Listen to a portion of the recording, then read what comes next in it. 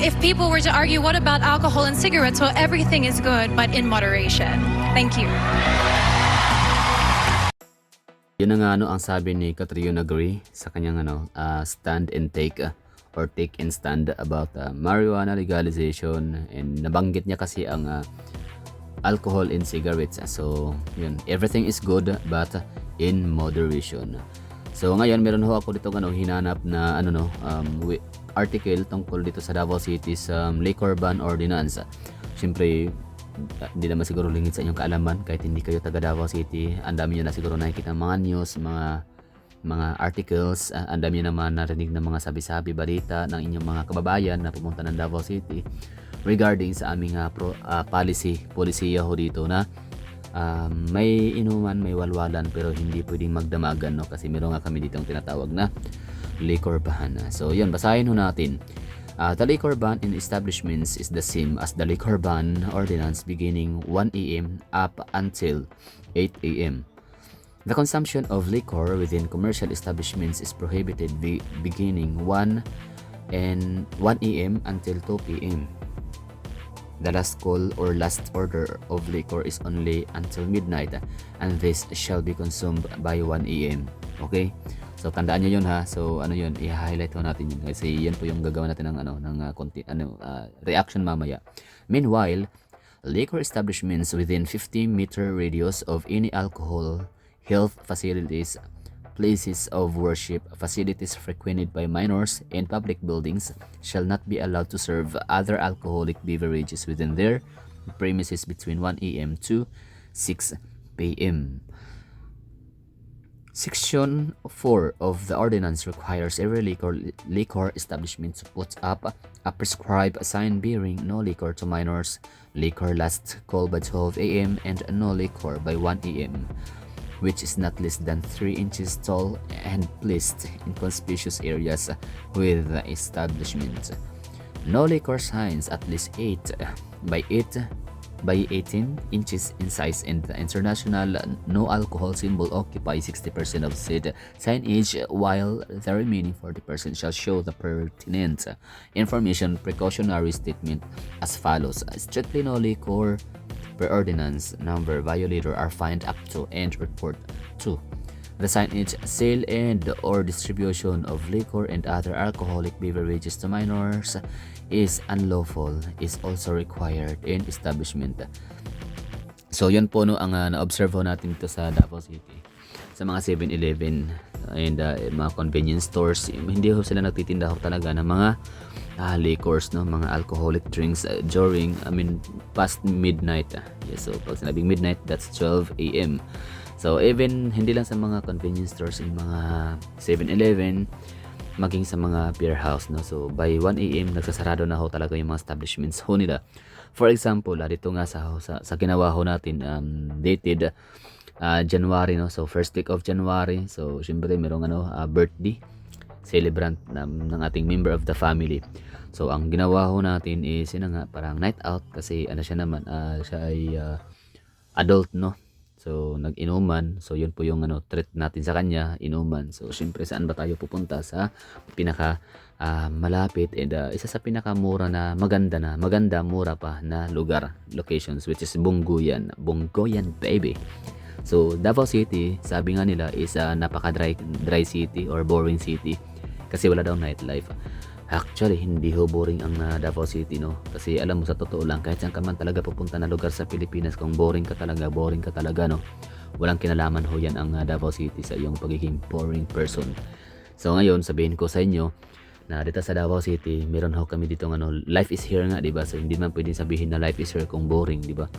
Kung hindi mo masasabing hindi talaga quality ang iyong buhay ho dito, yung buhay, di ba? So de kalidad, may quality, valuable, de kalidad, at basta de kalidad ang iyong pamumuhay dito sa Davao City.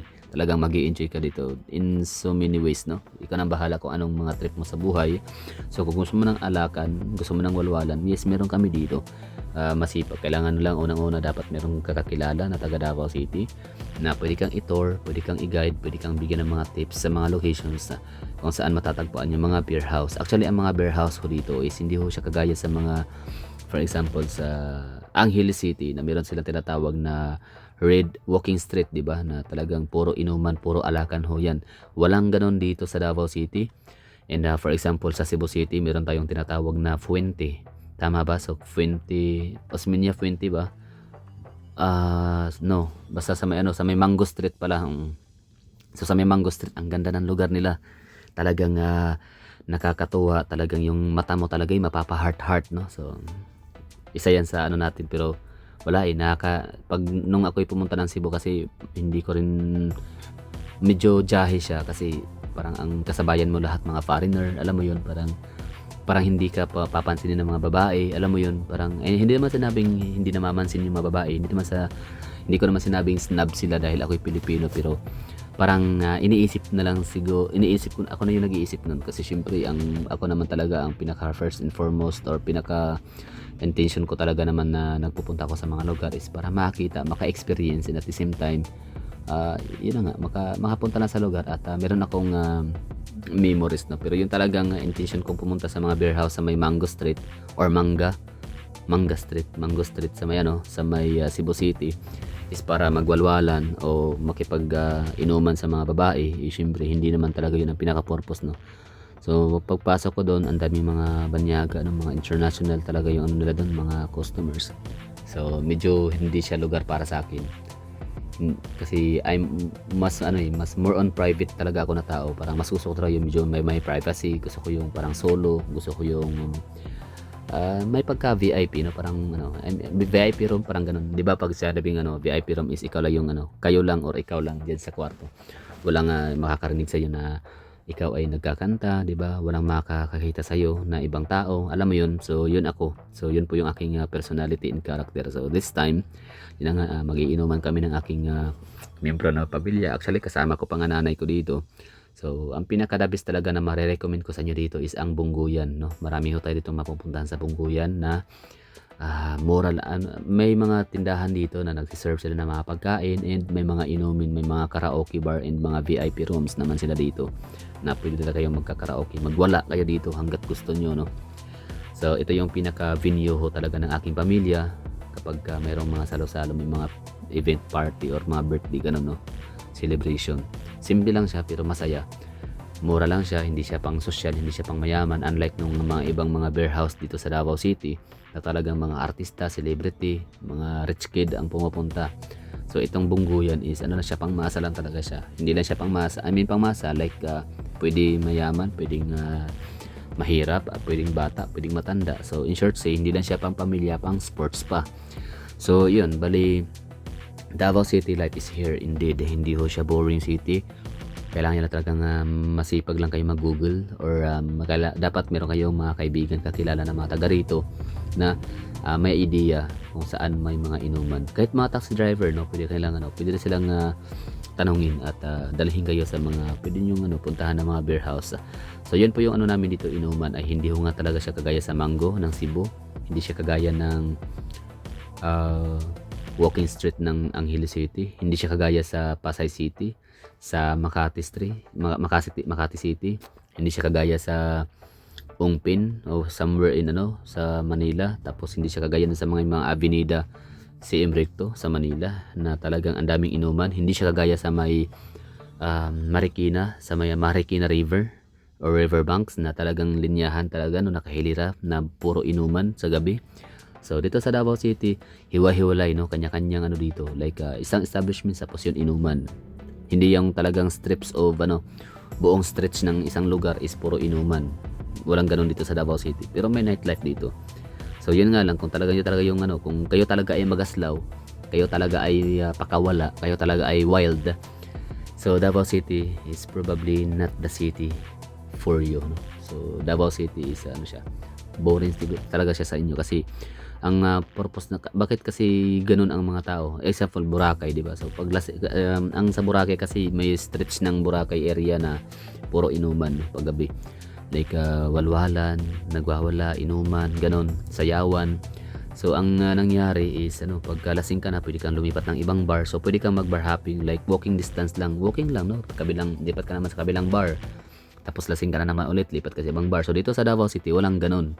pwede ka pa rin mag-bar hopping dito, pero kailangan may sasakyan ka. I mean, it takes time, no? I mean, kailangan mo mag-taxi or magsasakyan, ganun. Kailangan mo, okay, lasing ka na dito, lipat ka ulit.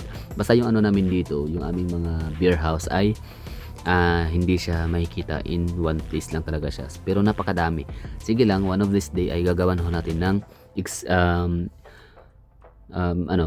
gagawin natin ng content, no? Magba-bar hopping tayo, pero hindi tayo papasok, or papasok man pero hindi tayo iinom. Ganun lang, no? So, ano sa tingin nyo? So, Davao City is boring ba talaga siya? So, mga taga Davao, di ba? Ano sa tingin nyo? Tama lang, di ba? Ano natin dito, ordinance.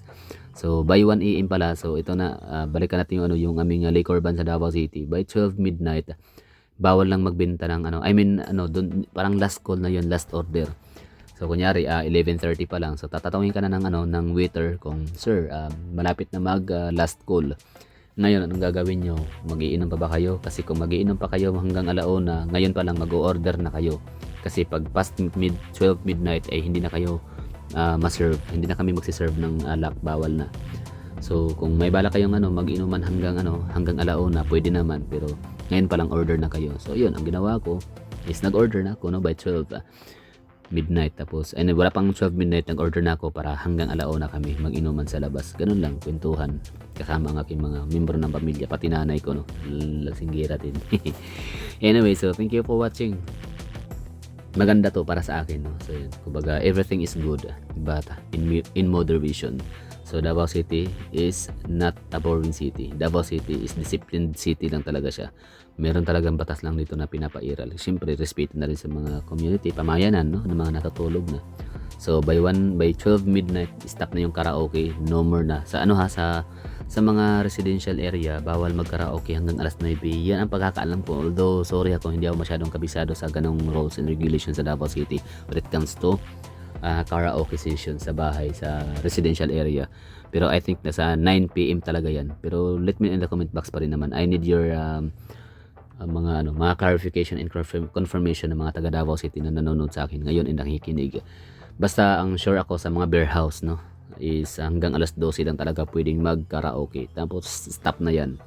And labas ka na sa karaoke room at doon na magpapatuloy mag-inuman sa labas hanggang alauna. And by alauna, may mga pulis na nakaantabay at nagmamasid, no, naghahanap ng mga pasaway. So by alauna, kailangan lisanin mo na yung area kasi close na ngayong bar, sarado na. So yun lang, maraming thank you. Meron kaming nightlife dito, like Davao City still enjoyable city pa rin siya, no. Yun nga lang, in moderation, may limit, may disiplina. Diba? Sabi nga ni Katrina Gray, o ulitin ko yung kanyang phrase na everything is good but in moderation.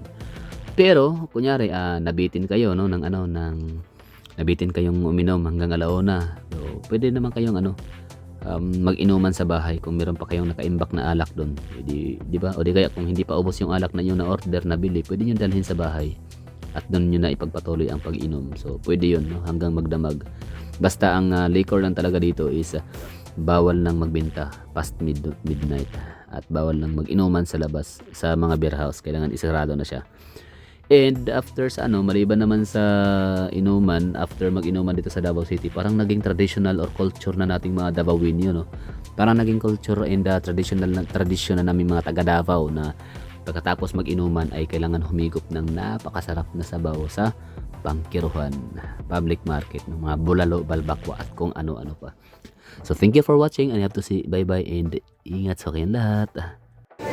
So ibig sabihin pala dito, mostly, no, mga kumakain dito, mga nagda-dine in ay mga lasing. Nice. So ano pala siya?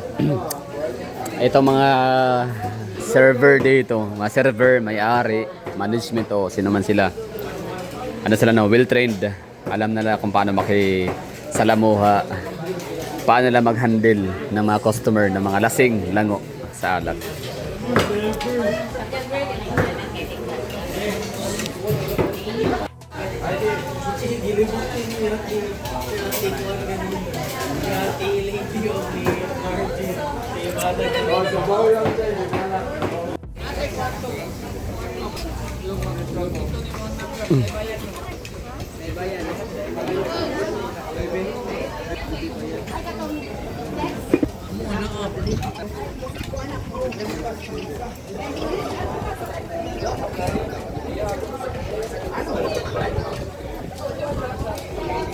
Seatbelt! Seatbelt! Seatbelt! Seatbelt! So yun na nga no, life is here. Indeed. Mayroon kaming nightlife dito. Hindi kami boring city. And most of all, napaka-safe. Yung nanay ko, umuwi siya lang mag-isa. Di na kailangan ihatid kasi alam namin safe dito sa Davao City na bumiyahe kahit is oras ng gabi, kahit na senior citizen na siya. So, tsaka wala na rin man siyang, wala siyang pera. Hindi siya madiskitahan na ma-hold up o ano pa man. Pero safe talaga sa Davao City. No? Na gaya nito. Ako as Davaoenyo, so komportable ako, kampante ako na pasakayin ng taxi yung aking nanay pa uwi. And siya lang mag-isa kasi Davao City. Life is here and also safest city. Itataas mo lang kung thumbs up o pag hindi, thumbs down. So, Walang explanation. may explanation. Sige, okay. Duterte bilang bagong presidente natin. Nung nakasama mo siya, anong quality na nagustuhan mo sa kanya? I was very upfront. Diretso talaga. And nakita ko, nung inikot niya ako sa Davao, how clean and how disciplined it was there. Doon ako nabilib.